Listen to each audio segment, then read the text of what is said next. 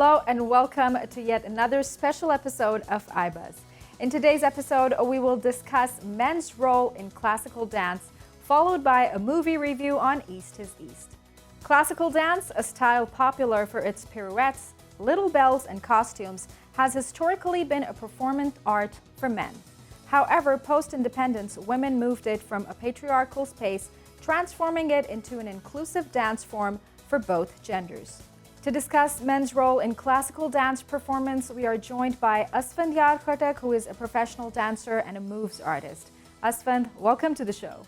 Thank you very much. So, Asfand, apparently classical dance forms are mostly performed by women and girls, but how would you define men's position in this dance performance? Dance is something which everybody performs. But they don't actually realize it. Everything in this universe is dancing. Everything that is in movement is actually in a dance move. Because Rumi says that, every particle of this universe is revolving, is rotating, and some in sorrow and some in, happiness. So the thing is that, women have always been dancing, and so have the men. But when we talk about beauty, or we talk about colors, or we talk about softness, so that we allow only to the women. And when we talk about harshness or hardness, or black and white only, the two shades, then we talk about men. So this labeling and putting things into boxes actually creates a lot of disorder in the universe, because universe is balanced.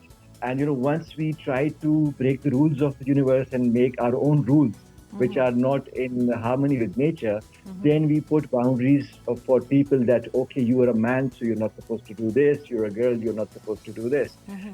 Because in nature, in harmony, everybody does whatever that they are made for. Right. Yeah. And Asfand, not only Bharatnatyam or Kathak, but we have a lot of other dance performances, dance forms, which are labeled. Like one of the most famous is the Khattak dance from KPK, which is dominated by men. I mean, if Bharatnatyam or Kathak is supposedly, said to be for women, then Khattak dance is, dominated by men, and it is said that only men can perform this sort of, dance. Now, where does this division come from? That okay, this is men's dance and this is for, women. If you do the other way around, you won't be accepted. How did that happen? Talking about Khattak dance, I am myself the 11th generation of Khushal Khan Khattak. And the Khushal Khan Khattak's ancestors, they actually established the first ever state in the Pashtun area, and that was known as Tehri, by the name of which I have made my own organization as well. And it was the first ever established proper aristocracy state in the land of Pashtuns, because Pashtuns had been ruling India in the form of Khilji dynasty, in the form of Lodi dynasty, in the form of Suri dynasty before that, but they had been ruling India, Bengal and Delhi, but not their own Afghan area. So in the 16th century, Khushal Khan Khattak's great-grandfather, he established Akora Khattak in Naushera and Tehri state, which comprises of current Karak and Kohat district. So when these two states were made, then darbars were also, or proper courts were also established. And once there's a centralized court system, then, dance also flourishes, and, art and music is also given its due importance, because, when there's a centralized system, there's a center for everything. So, since 4 centuries, Khattak have had these courts. Now, before that, they had to fight for creating this state in their own land.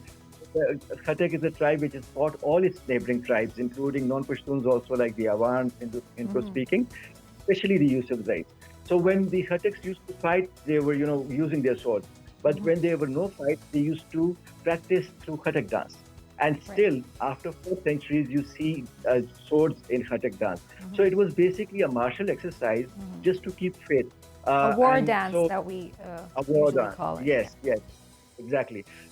So, men always used to, dance with swords. Mm-hmm. But the women also used to dance, and they still do, but they don't use swords, they just use Mm-hmm. handkerchiefs because they were not supposed to fight in the Right. field. So men Right. had to, keep themselves busy, Mm-hmm. like keep themselves fit with Mm-hmm. fighting and busy with fighting. Yeah. Right. So, So, Asfan, tell us about the journey that you had along with the challenges and how exactly did you meet those challenges? For me, it was very difficult. It is still very difficult because the journey has just started. Mm-hmm. An artist is never satisfied from his work, basically. So, as I told you that, coming from Khushal Khan Khattak's family Mm-hmm. and then coming from within his descendants, belonging to a princely state of the bygone days, Mm-hmm. being Khanzada and belonging Mm-hmm. to the Nawab family, it's all the more difficult for me to dance because Mm-hmm. my family members say that because you are from the Nawab family, you're not supposed to dance Mm-hmm. because you are the landlord and this and that. But I Mm-hmm. tell them that I won't get a second life. This is the only life which I have, and I will live the way I want to live. There's this famous couplet of Khushal Khan Khattak in which he says, हर सड़े पैदादा पलख पलकाल लरा कना Sheikh de Mm-hmm. Munzruja Kra Zabuda ke Pyale Akhla. So the first stanza, the Mm-hmm. first couplet, the line says, let the pious pray and fast, Mm-hmm. and I have full goblet. And Right. every human being is made for his own, Mm-hmm. basically his own goal. So I am following his this couplet of his that I am also created for Mm-hmm. one goal. My goal is to spread the message of love to dance, Mm-hmm. because I won't get another life in which I'll be a common man. I'll not be a Nawabzada or Khanzada, Mm-hmm. and then I'll dance. So this is the life, and also because the thing is that we associate dance with less income, with less Mm-hmm. respect, and with no opportunities to Mm-hmm. flourish beyond a certain point. That's why the parents are reluctant in allowing their children, may it be girls or boys, to become a dancer, to Like become a it's performer. taken more of like a hobby than a Yes, profession. yes, yes, that's Mm-hmm. true. Right. So So, like. Hmm. yes, please continue. So the thing is that dance. I think it's the best way to express one's Mm-hmm. feelings. Through dance, you can give any sort of message which you might Mm-hmm. not be able to give through talking or through a speech or even through theater, because dance is something which amalgamates three performing arts. Mm-hmm. It's like the music, and it's the dance, and then there's drama also. So Right. all these three performing arts are amalgamated, and then Uh-huh. through this combination you can play, magic. Mm-hmm. Right. And Asfand, tell us that what came through your mind to take it from Kathak to Khattak or Khattak to Kathak? I mean, whichever came first. Tell us about that because they're like poles apart. They're two different categories, but you either blended the both or you're part of the both the families. So how did this come to your mind? Right. So this is very interesting because right from the very childhood I was Mm-hmm. interested in dance, Mm-hmm. and in because since the 80s we have been living in Islamabad. We came from Mm-hmm. Kohat, and my schooling and everything was here. Mm-hmm. So in the beginning there were no opportunities to learn dance, but then back in 2000 there was this ad in the English newspaper, the news, Mm-hmm. that dance for women and children. So I called them up from my PTCL landline, and I Mm-hmm. told them that, I'm not a child nor a woman. So Uh-huh. why is this discrimination? Because I want to learn Kathak. And Mm-hmm. this was Saima Husnood, whose father had taught the Lollywood actress, Pakistani Uh-huh. film actress, Reema. He Right. had taught her Kathak. So, I went to her and, I started learning Kathak, basic Kathak. And, in those days I was in my A Mm-hmm. levels. And then there was this stage show for which I was auditioned, and it was they played an English track, and I told them that play a Desi track for me. Mm-hmm. But then they played that very track and said that this is an audition, it's not a dance party. So I Mm-hmm. had to dance on that English track, Mm-hmm. and I danced those Kathak moves which I had picked. Mm-hmm. So there was a girl in the crew that who said that you did it beautifully, and I couldn't have done it Mm-hmm. this way. And I said, where have you learned it from, or where are you learning it from? So she said, Madam Indu Mithaji. So I was like, oh my God, so I went running to her, and, mashallah, mashallah, she is 91 years old now, and she has won the Presidential Award, Pride of Performance also. And she has fought Corona, and, she is still a struggler, and mashallah, may God give her a long life. So then, since 2007, I was associated with her. I became her student. She taught me a basic Kathak and then the South Indian classical dance, which is known as Bharatnatyam. So when I learned these dance forms, I thought that, being Afghan, being Pathan, Pashtun, it's my responsibility to take forward my own culture also. Right. So I So this is where the Khattak part begins now. Yes. Right. So this is where that begins, because that's in the blood. Since 11 generations, that's in the blood. That sword dance comes there. That handkerchief dance I've been doing it since very childhood. So I thought, why not promote Pashto music, Pashto dance, and give it another form and create. Asfan, now there are a lot of stereotypes, a lot of opinions regarding this form of art, which unfortunately do not go in its own favor. What steps do you think are required to aware the masses in such a way that they begin to accept it with respect? The thing is that, dance is a universal thing. And dance should be portrayed in such a way, because I believe in dance for a reason, dance for a cause. Because, dance only for the sake of entertainment, that has its own value, and that has historically been and naturally been the main reason for dance. But in today's world, when we are bombarded with information, when we are bombarded with videos on WhatsApp and Insta and Facebook and everywhere, in this sort of an era, I guess it's all the more reason for us to give a message through our dance. So once you give a message through dance, people take it seriously. For example, when this COVID started, I was confined to my house, and because I have got this organization of mine by the name of Teri Cultural Darbar. Teri, our old ancestral state, and Cultural Darbar because it's a cultural court in which I teach dance and Afghan Pashto dances.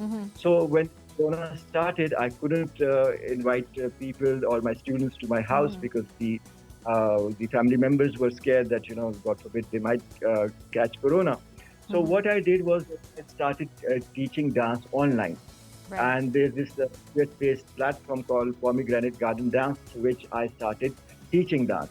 And, it was that time when I realized that I also need to spread this message about awareness of Corona. I did a dance which is a combination of Bharatnatyam and Kathak, and it's on a Pashto song by Harun Bacha, and it's regarding awareness and prevention of Corona. And I added subtitles to it.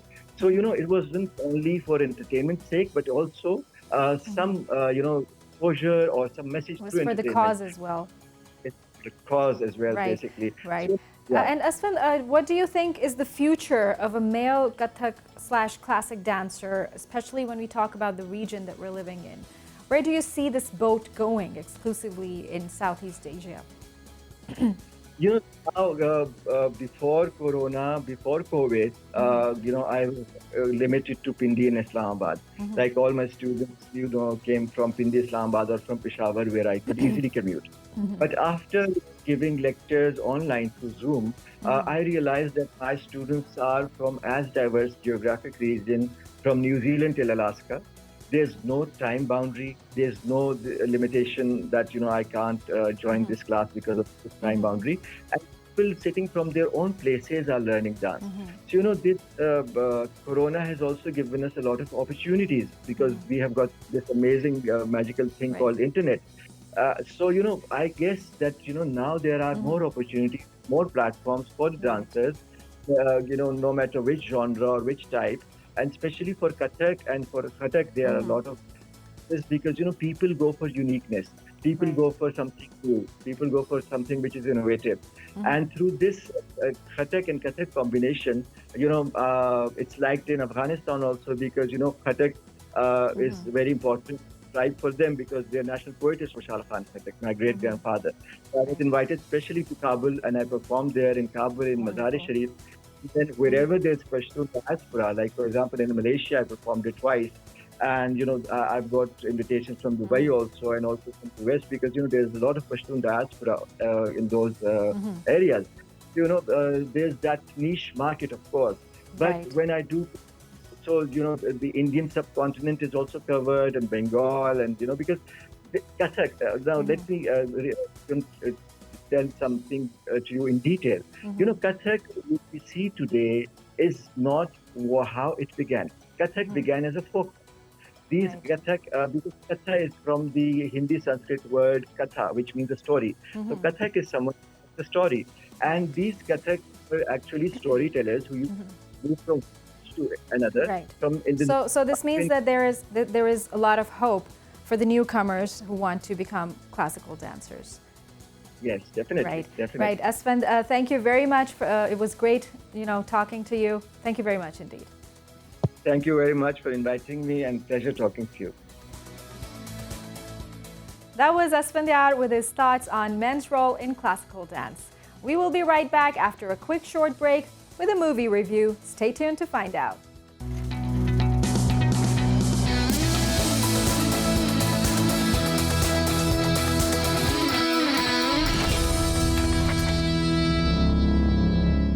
Welcome back.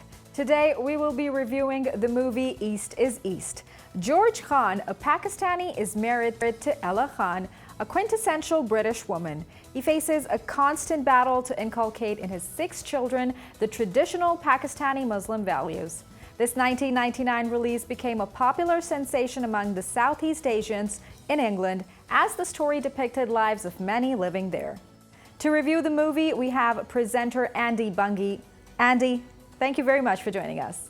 Such a pleasure to be back in the middle of a British heatwave, I have to say. Apologies for the perspiration. You glow, my dear. Well, congratulations for the summer season already. So, Andy, a hilarious and emotional roller coaster ride that seems to be a story of almost many South Asian families living there. And this film depicts ultimate realism for people who have grown up in multiracial environments. What are your thoughts? I think you put that beautifully, Nosheen. I mean, my impression is that this was going to build as a comedy, but as ever, the tragedy is ever so slightly beneath the surface, and the surface, I should say. And the performance on Puri, I think, is masterful. He could do a fantastic Othello, I think, Shylock. You've got this sense of man who's holding a sense of a tradition that seems to be evaporating before his eyes as the world turns. Right. And talking about the setting of the movie, which depicts the 70s era, exactly when the fashion of settling in UK began by the South Asian families, and it actually gives you a real feeling of that time while watching the movie. Well, I'm old enough to remember the 70s. In fact, I was spending some time in Leeds, not far from Bradford, where the other Khan family, the potentially betrothed to the kids, are living. And I remember the sense of community, but also the difficulties of assimilation at the time. We were just beginning to see Asian faces working in and amongst the community, wonderful people, challenged people, because I think both societies, and this is where I think Puri's performance is absolutely pinpoint, were hidebound and very set in their own ways, never the trying. For example, his neighbor is an offensively racist man, but he's doing his own catechism. And Andy, traditions represent a critical piece of a culture, as they say.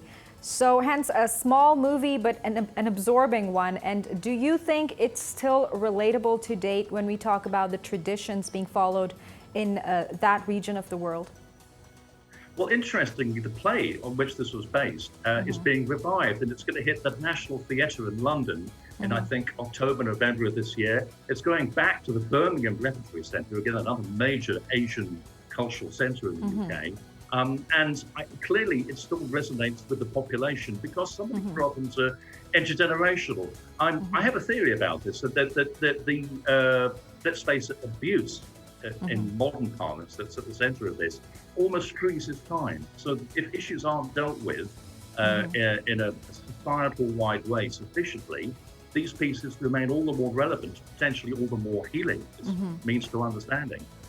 Andy, the relatable characters make the movie even more interesting than the story itself, especially George. I mean, I would really like you to talk about him, who has 2 wives and had to deal with 2 cultures at the same time. Well, you're being very empathetic towards this man, which is great, but I have to say, he's a piece of work, isn't he? I feel that his behavior, his chauvinist behavior, has exact equivalents in the power-like society of the 1970s. As men, as young men, we behaved in certain ways that we would not countenance now. I think this is perhaps true globally. As to say, I think he freezes time with his performance, and it's continued in the follow-up, West is West, which has had quite a major afterlife, I think, where you see Sarge, the young man, his most, I suppose, his least renegade but most mischievous progeny, growing up sadly into a troubled afterlife and really coming to terms. I think it's almost the engine of the piece, this little lad. Right. It's such a powerful performance, echoing George's. Yeah. And Andy, what are your thoughts on the cast members who did a great job by giving their characters influences to link them into the right direction? Well, I think you hit it on the head there, Machine, because doing a piece like this actually focuses one's attention on what is really going on in the organic process of society, assimilating newness and new ways of being, and hopefully reaching the best of both communities. But I think what they recognized was this sense, particularly in the 1970s, of ritual and tradition and secular, as well as religious life. Less pronounced in the UK, but certainly there are so many common elements, but they're basically hinging on things that are not said. So the physical acting in these pieces is extraordinary, particularly the young son, the suitors, and they have very little that they're able to say within the cultural constraints of the situation, except when they occasionally run wild. But again, the inhibitions of the time are perfectly portrayed, and the physical action of this piece, I think, is one of the wonders of it. Right.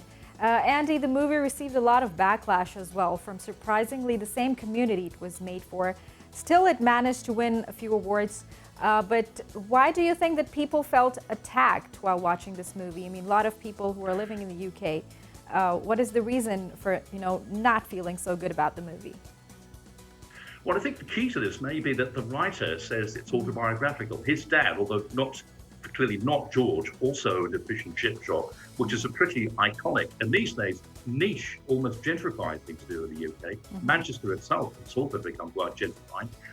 But the backlash, I think, is due to the fact that the piece hits these inhibitions on the head four square.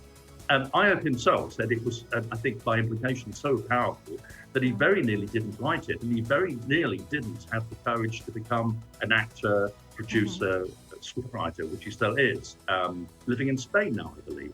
But he very nearly didn't make that leap. So almost it's a biography of a generation that was liberating itself, but yet still has some oblique reverence and affection for these, let's face it, visually beautiful traditions like the wedding ceremony. I mean, beautifully filmed, and the potential of all this as a cultural good is there, but it's the way in which it hit the way we were in the 1970s, perhaps to some extent still are now, is really hitting a raw nerve. I found it a disturbing watch as a comedy, and I think very often these things should be that way. Right. And Andy, what do you think about the humor that is oozing out of the script more than the acting? I mean, every single person who is acting in this movie has some punchline to say every now and then, which, makes the movie significant from a lot of other comedy movies. The disowned, estranged son isn't dead, he's gone to Eccles, which if you're a Mancunian is a little bit of an in-joke, because it was the most salubrious area. But now, like the rest of Manchester, it's become gentrified, for good or ill, through the efforts of those very people in that generation. So yeah, the humour is biting, particularly because you're dealing with the sexual taboos in both cultures at that particular time, where feminism was almost on the rise, but hadn't quite hit the boondocks, so to speak. So I think it's very deftly handled, and it's a comedy that gives you so much more than a comedy might otherwise give. You could do this in a very flip way, but I think not if you're Ian and you're from the very epicenter, the vortex of the stuff that this deals with. I think it's a masterpiece. And Andy, it just not only talks about the struggles of an immigrant family trying to settle in the UK, but it also, there is a very important aspect of this movie. It completely punctures racial prejudice using the extremes of Khan and his bigoted white neighbor to demonstrate how futile and destructive prejudice can be. Very much so. It's very pertinent to our times here because sadly we have incidents of racism reoccurring in the UK. And the sort of thing that appears to be manufactured by renegade forms of underground media, social networks and so forth. So often is said in creative times, when you hit a trouble spot, these frames of reference, these points of reference from what's depicted 1971, when your part of the world was also at war. That's very, very slightly touched on. There was this feeling of male aggression in the air, and it rears its head from time to time. There are basically pieces like this that I think heal and inform and educate. And what better mission could there be for a gentleman writing about this sort of thing? He also says, incidentally, that he wants to move away from ethnically specific drama. So that in itself is dissembling the racism that could suggest that this piece is purely niche or of its time. It's universal. Absolutely. And Andy, what are your thoughts about the sequel, West is West, that released in 2010, I guess? Do you think it was a better attempt? Well, I think it follows the story on, and it's like the difficult second album, really, isn't it? You're dealing with people's early midlife situations with a changed dynamic in British society, and the fact that the sons have grown up and are facing their own conflicts, and perhaps dealing ever so slowly with George's passed on internal struggles. This is not a culture that deals with therapy very easily, any more than mainstream working class British society has done. But I think it's depicting a society in transition. And the key to this, I think, is young George's performance as the little lad, Sajid, in the first movie. And his growing up is pivotal to all this. And we see this because he invests that smallness at the parka pulled over his face with such dramatic import without actually even realizing it. So I think it's a piece in transition. It may not be technically perfect, but at the same time, it is on the verge of being drama documentary, particularly in the times in which we now live. Andy, it was great discussing this movie with you. Thank you very much indeed. It's a pleasure. Always good to see you. Bye for now. That was Andy Bungay reviewing East is East. And that is it from today's episode. We hope you liked it. Don't forget to share your feedback on the social media link mentioned down below. We'll see you next time. Until then, take care and goodbye.